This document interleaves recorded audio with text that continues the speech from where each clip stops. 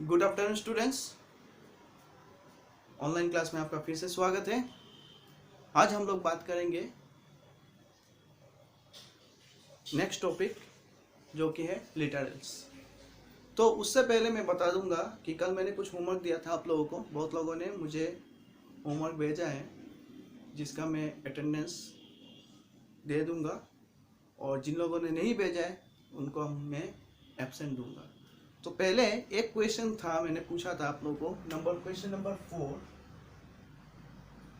जो बहुत लोगों ने गलत किया है, ठीक है, और बहुत लोगों को समझ में नहीं आया।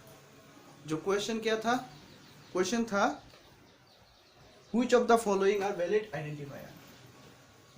व्हिच ऑफ द फॉलोइंग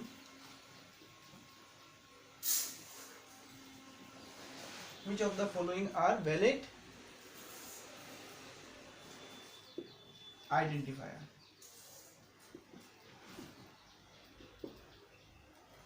तो जो फर्स्ट क्या था?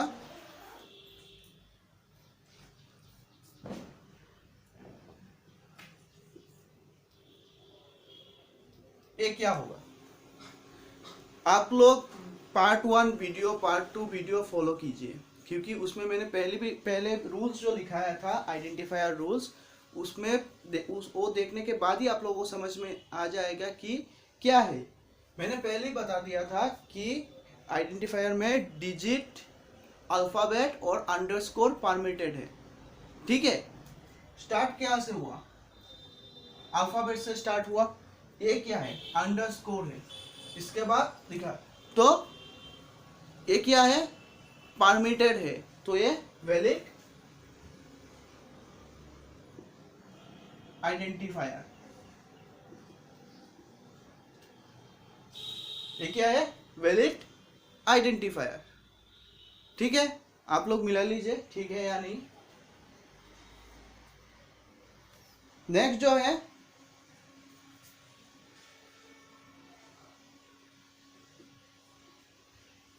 मैंने क्या बताया था आप लोगों को कि पहले डिजिट से स्टार्ट नहीं होगा, पहले डिजिट से स्टार्ट नहीं होगा।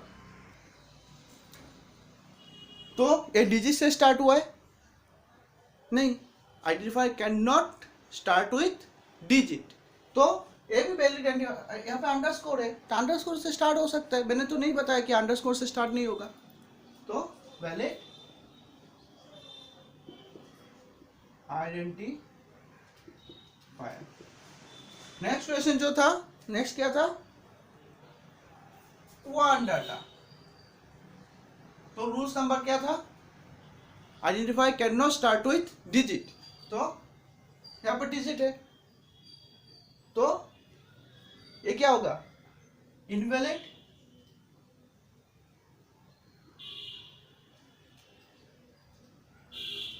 आइडेंटिफायर।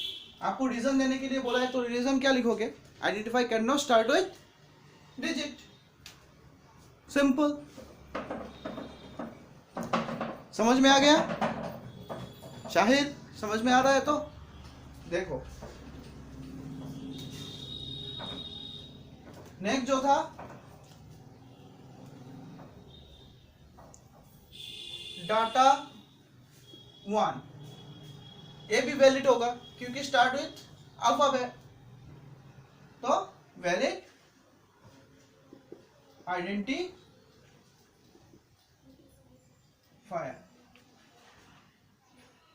इसके बाद था my dot file.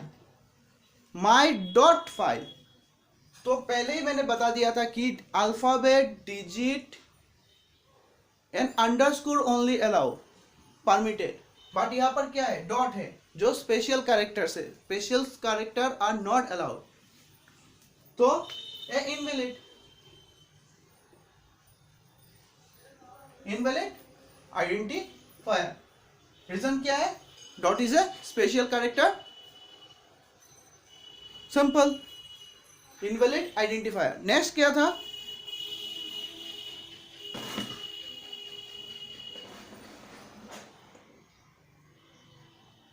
ASM, switch. अगर आप लोगों ने कीवर्ड्स जो उस दिन होमवर्क भेजा था मुझे, आप लोगों ने अच्छी तरह से फॉलो किया है। मैंने सीखने के लिए बोला था, सीख के भेजने के लिए बोला था, कॉपी देख के उठाने के लिए नहीं बोला था। आपको सीखना भी है सब। ऐसे ASM स्विच, और एक क्या था, ब्रेक। ये सब क्या है, ये सब कीवर्ड्स है। तो ये सब क्या होगा, invalid identifier. Invalid identifier reason क्या होगा, this are reserved words in C++। Okay, otherwise लिख सकते हो दिस आर कीवर्ड्स। ओके, तो आई होप आप लोगों को समझ में आ गया है वाला। इस तरह का क्वेश्चन आएगा कि which of the following are valid identifier, why और why not लिखना है। यहाँ पर data 1 valid identifier, why reason लिखो। तो ये हुआ कॉन्सेप्ट आप लोगों का आइडेंटिफायर का, बस खत्म। आई होप क्लियर हो, ठीक है। नेक्स्ट जो है लिटरल्स। मैंने कल ही लास्ट में बताया था, वीडियो के लास्ट में बताया क्या लिटरल्स क्या है। लिटरल्स होता है जिसका वैल्यू कांस्टेंट, मतलब फिक्स्ड वैल्यू।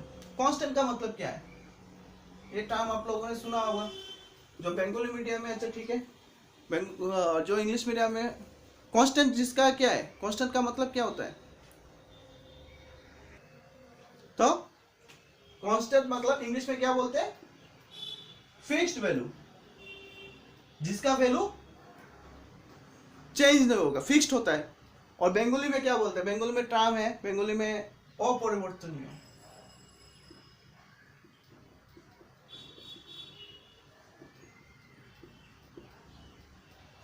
इस तरह कुछ है, आप लोगों को मिला होगा। इसके बाद जिसका वैल्यू चेंज नहीं होता है, मतलब बांग्ला में बोलूं तो परिवर्तन হয় না, যার ভ্যালু পরিবর্তন হয় না, অপরিবর্তনীয়। আর ইংলিশে যদি বলি তো ফিক্সড ভ্যালু, ঠিক আছে।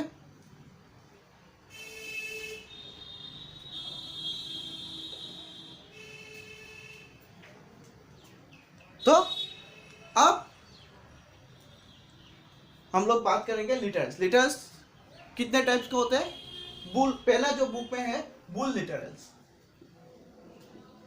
बुल लिटरल्स, थोड़ा बहुत मैं डिस्कशन करूंगा। बुल लिटरल्स क्या है, बुल लिटरल्स का मतलब देखो, मैंने पहले ही बताया, बुल, बुल मतलब बुलियन, जिसको ट्रू और फॉल्स के अलावा कुछ समझ में नहीं आता, ठीक है। ट्रू मतलब 0 and 1 दो ही वैल्यू होता है। तो बुल लिटरल्स कांस्टेंट, फर्स्ट जो है बुल मतलब उसका वैल्यू आप चेंज कर सकोगे क्या, नहीं चेंज कर सकोगे, उसका दो ही वैल्यू है 0 and 1। तो एक बात याद रख लो कि बुल लिटरल्स कांस्टेंट में बुलियन है तो उसमें सिर्फ दो ही है, 0 and 1। बुल लिटरल्स कांस्टेंट तो ट्रू होगा तो 1, फॉल्स होगा तो 0, बस ये दो वैल्यू ही रहता है, उसको हम चेंज नहीं कर सकते। नेक्स्ट जो है वो क्या है,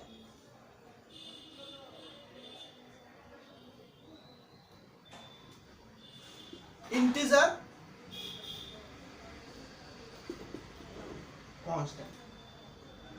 इंटीजर कांस्टेंट क्या है, इंटीजर कांस्टेंट कुछ नहीं है।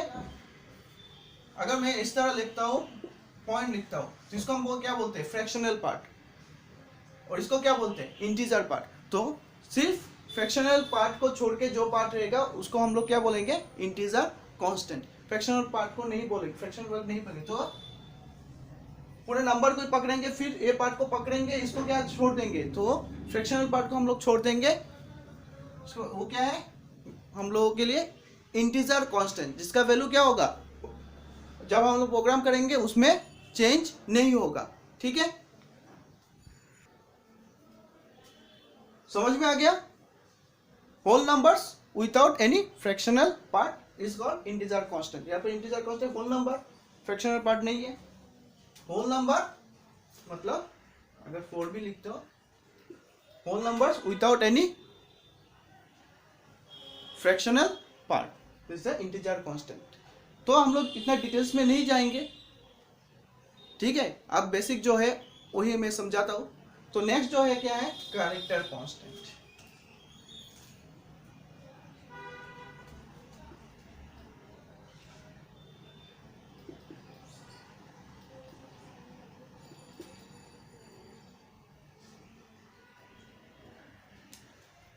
कैरेक्टर कांस्टेंट क्या होता है, कैरेक्टर को पता है तो कैरेक्टर क्या होता है, ए बी सी ये सब क्या है, एक कैरेक्टर होता है।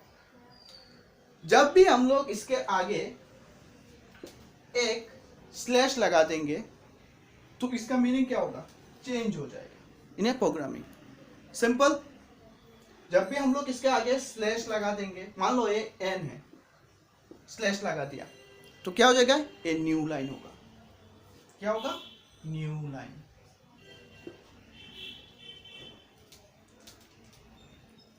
New line.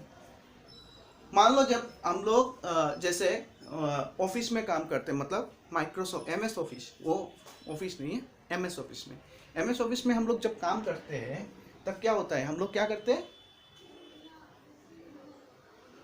जब भी हम लोगों को बैक पेज देना होता है, पेज देना होता है, तो हम लोग क्या करते हैं, कीबोर्ड में टाइप करते हैं। लेकिन हम लोग को अगर प्रोग्राम का एक लाइन लिखते हो, मान लो मैंने एक प्रोग्राम का लाइन लिखा तो मेरा नेक्स्ट लाइन में जाना है, ठीक है। आउटपुट में क्या होगा, नेक्स्ट लाइन में, तब हम लोग क्या करेंगे, स्लैश एन लगा देंगे। इसका मतलब क्या है कि मुझे नेक्स्ट लाइन में जाना है। नेक्स्ट लाइन ऐसे तो हम लोग कीबोर्ड में करेंगे, लेकिन जब आउटपुट होगा, मैं प्रोग्राम जब कराऊंगा तो आप लोगों को दिखाऊंगा, जब आउटपुट होगा उसमें, जैसे मान लो मैंने लिखा प्रोग्राम में, मुझे लिखना है, एक प्रोग्राम करना है हेलो वर्ल्ड का, मान लो प्रोग्राम करना है हेलो वर्ल्ड का, ये आउटपुट आना चाहिए। आउटपुट क्या मतलब, प्रोग्राम का फाइनल जो रिजल्ट है ये आना चाहिए। मैंने एक प्रोग्राम किया तो मान लो मुझे वर्ल्ड जो है वो आउटपुट में तुम कुछ चेंज नहीं करते, जो करना है चेंज करना है तो आपको प्रोग्राम में चेंज करना है, आउटपुट में सिर्फ आपको शो होगा।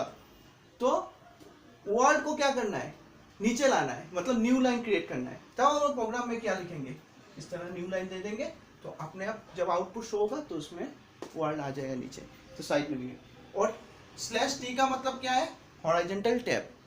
हम लोग जैसे टैब प्रेस करते हैं, हम प्रोग्राम में अगर टैब देना चाहते हैं, मतलब पेज देना चाहते हैं, तो क्या लिखेंगे, स्लैश टी।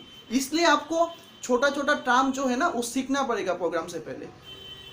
जब हम लोग एक प्रोग्राम करेंगे तो समझ में आ जाएगा सर ने क्या बोला था, कौन सा टर्म यूज किया था। आपको सिर्फ एक छोटा छोटा टर्म, कीवर्ड मैंने किस लिए बोला था 48 कीवर्ड्स याद रखने, क्योंकि कभी क्या हो सकता है, आपने एक आइडेंटिफायर लिख लिया, आपने वेरिएबल डिक्लेयर कर दिया, तो आप सोचेंगे कि मतलब ये एरर क्यों आ रहा है, तब समझ में आ जाएगा श्योर आपने कुछ एरर भी समझाऊंगा, एरर किस टाइप का आता है, तो आप देखने के बाद ही आप लोगों को समझ में आ जाएगा एरर किस टाइप का होता है। तो एक टर्म अगर आप लोग सीख लोगे ना तो प्रोग्राम जब करोगे तब याद आ जाएगा, नहीं तो यहाँ पर यह करना है, ये करना है, वो करना है, बस सिंपल। इसलिए एक सब जो छोटा छोटा टर्मोलॉजी है सीखना पड़ेगा आप लोगों को, ठीक है। और आप लोग बिल्कुल भी टेंशन मत लो, एकदम ईजी है, आप लोगों का बेसिक है। आप लोगों को जो कॉन्सेप्ट में समझा तो अच्छी तरह से समझो, सिर्फ होमवर्क दे दिया आप लोगों को देख के करना, ये सब नहीं है। बहुत लोगों ने कल मुझे टोकन लिखा, मैंने बार बार बोला है token is the smallest part in a program, इसको टोकन। बहुत लोगों ने बहुत बड़ा बड़ा लिख के भेज दिया, ये सब लिखने के लिए नहीं बोला, मैंने समझने के लिए बोला। आप लोगों को समझ के लिखो, एक लाइन का आंसर अगर तुम 5 लाइन्स में लिखोगे तो नहीं होता है। मैं होमवर्क क्यों देता हूँ आप लोगों को, होमवर्क इसलिए देता हूँ कि आप लोग करो इसको अच्छी तरह से पढ़ के करो। बहुत स्टूडेंट ने 2-3 स्टूडेंट ने मुझे लिखा है, बहुत सुंदर लिखा है, क्योंकि मुझे लगा उन लोगों ने समझा है। इसके बाद टोकन्स कितने टाइप्स के हैं वो मैंने बोला था, आप लोगों ने बहुत बड़ा लिख लिया। सिंपल था, मैंने बार बार लिखा है आप लोगों को, कीवर्ड्स है, आइडेंटिफायर्स है, ऑपरेटर्स है, डिटेल्स है, पंक्चुएटर्स है, इसका सिंपल खत्म। लेकिन आप लोगों ने क्या किया, बहुत लंबा लिख दिया। लंबा लिखने के लिए नहीं बोला, कंप्यूटर साइंस में सिर्फ कॉन्सेप्ट से लिखना है, लंबा लिखोगे, ये लिटरेचर सब्जेक्ट नहीं है, ये कॉन्सेप्चुअल सब्जेक्ट है, उसको समझ के आपको लिखना होगा। ठीक है, अभी जो आएगा प्रोग्रामिंग आएगा, तो प्रोग्रामिंग में आप कुछ भी डाल नहीं सकते हो ना। जैसे मान लो मैं लिख लूँगा यहाँ पर थोड़ा बहुत, लिटरेचर सब्जेक्ट में क्या होता है, मैं भूल गया तो उसमें कुछ भी लिख लूँगा, थोड़ा बहुत उसको बना के लिख लूँगा। लेकिन इसमें बनाने की ज़रूरत नहीं है, उसको टर्म यूज़ करना है आपको, कॉन्सेप्ट यूज़ करना है, इसमें दिमाग यूज़ करना है आपको। ठीक है, कंप्यूटर साइंस इतना ईजी नहीं है जितना आप ईजी समझते हो। आप लोग जो यूज़ कर रहे हो ना घर में बैठ के, अभी ऐप जितना भी हो, जितना कंप्यूटर आप यूज़ कर रहे हो, सब क्या बना है, ऐप जो बना है सब प्रोग्रामिंग से बना है। तो उन लोग सोच के, हम लोग सिंपल यूज़ कर लेते हैं कि बस ऐसे क्लिक कर दिया, ऐसे चले जाएंगे, बस कितना सिंपल है। लेकिन ये करने में भी बहुत लोगों का बहुत दिमाग गया है। ठीक है, तो सोचना पड़ता है, पहले करने से पहले हम लोगों को सोचना पड़ता है। तो अच्छे तरह से एटर्मोलॉजी समझो, मैं सिंपल तरह से समझा रहा हूँ आप लोगों को।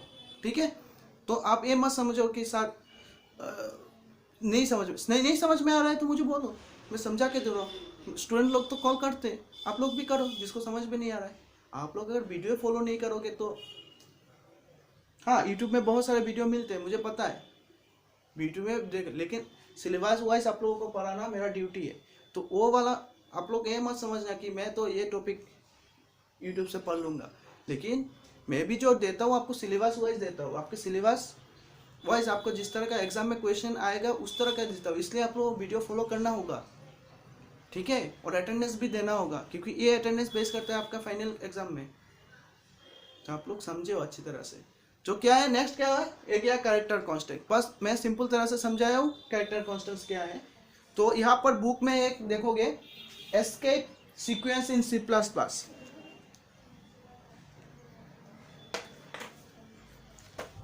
ये वाला पेज में देखोगे आप लोग, यहाँ पर लिखा हुआ है एस्केप सीक्वेंस इन C++।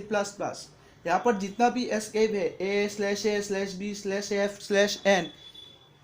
ये टेक्स्ट बुक है आप लोगों का, सुमिता अरोड़ा का टेक्स्ट बुक है। उसमें जाके आप लोगों को मिलेगा escape sequence in C++।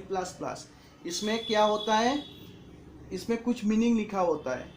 Escape sequence /A का मतलब क्या है, /B का मतलब क्या है, तो आप लोगों को वो सब सीखना होगा। ठीक है, और ये आप लोगों का होमवर्क भी है, आपको सीख के वो मुझे भेजना होगा। ठीक है,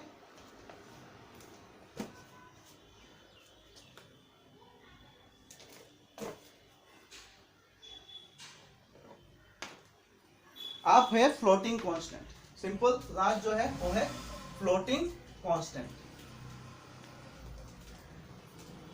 होमवर्क आप लोगों को पता चल गया क्या होमवर्क है। अब है फ्लोटिंग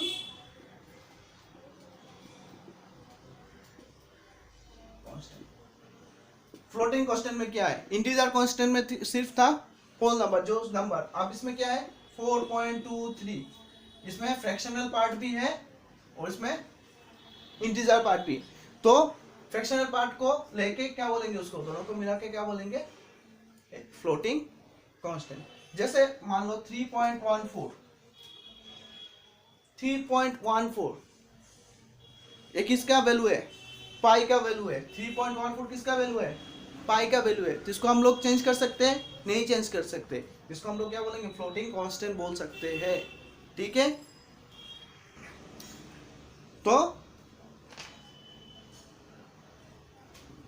फ्लोटिंग कांस्टेंट क्या है, जिसका फ्रैक्शनल पार्ट होगा, इंटीजर पार्ट भी होगा, फ्रैक्शनल रियल कांस्टेंट भी होगा और फ्रैक्शनल पार्ट भी होगा, इसको बोलते हैं क्या, फ्लोटिंग कांस्टेंट। ठीक है, इन सब को आपको अच्छी तरह से पढ़ना होगा पहले। ठीक है, तो अब हम लोग देखते हैं पंचुएटर्स। अब हम लोग क्या देखेंगे, पंचुएटर्स। तो पंचुएटर में देखो, पंचुएटर में देखो, इसको क्या बोलते हैं, ब्रैकेट्स, इसको क्या बोलते हैं, पैरेंथेसिस। ये आप लोगों को पता होगा, first bracket, second bracket, third bracket, इसको हम लोग क्या बोलते हैं, थर्ड ब्रैकेट, इसको हम लोग क्या बोलते हैं, फर्स्ट ब्रैकेट, सेकंड ब्रैकेट। लेकिन यहाँ पर क्या है, इसको हम लोग क्या करेंगे, ब्रैकेट्स, इसको बोलेंगे पैरेंथेसिस, इसको बोलेंगे ब्रेसेस, इसको कोमा और सेमीकोलन। हर एक चीज का क्या होता है, अलग अलग काम होता है। ठीक है, हर एक चीज का प्रोग्रामिंग में अलग अलग काम है। जैसे कोमा क्या करेगा, कोमा क्या करता है, स्टेटमेंट को अलग करता है। तो ब्रैकेट्स का क्या होगा, पैरेंथेसिस का क्या काम होगा, ब्रेसेस का काम होता है, क्या कॉमा का क्या काम होता है, जब हम लोग प्रोग्राम करेंगे तब आप लोगों को मैं समझाऊंगा अच्छी तरह। लेकिन एक टर्म में क्या क्या यूज होता है, मतलब बुक में आप लोगों को दिया हुआ है, देखना कि ब्रैकेट्स का क्या काम है, पैरेंथेसिस का काम क्या क्या काम है, तो आप लोग इस थोड़ा देखो, ठीक है। बुक में लिखा हुआ है पंक्चुएटर्स, इन सब का, इन टर्मों का कितना क्या क्या काम है। और एक टर्म है, इसको बोलते हैं एस्ट्रिक, एस्ट्रिक ऑपरेटर, जो पॉइंटर में यूज होता है। कहाँ पर यूज होता है, पॉइंटर में यूज होता है। ये बाद में, पॉइंटर तो बहुत दूर है, बाद में एस्ट्रिक जो होता है। इसके बाद कॉलन,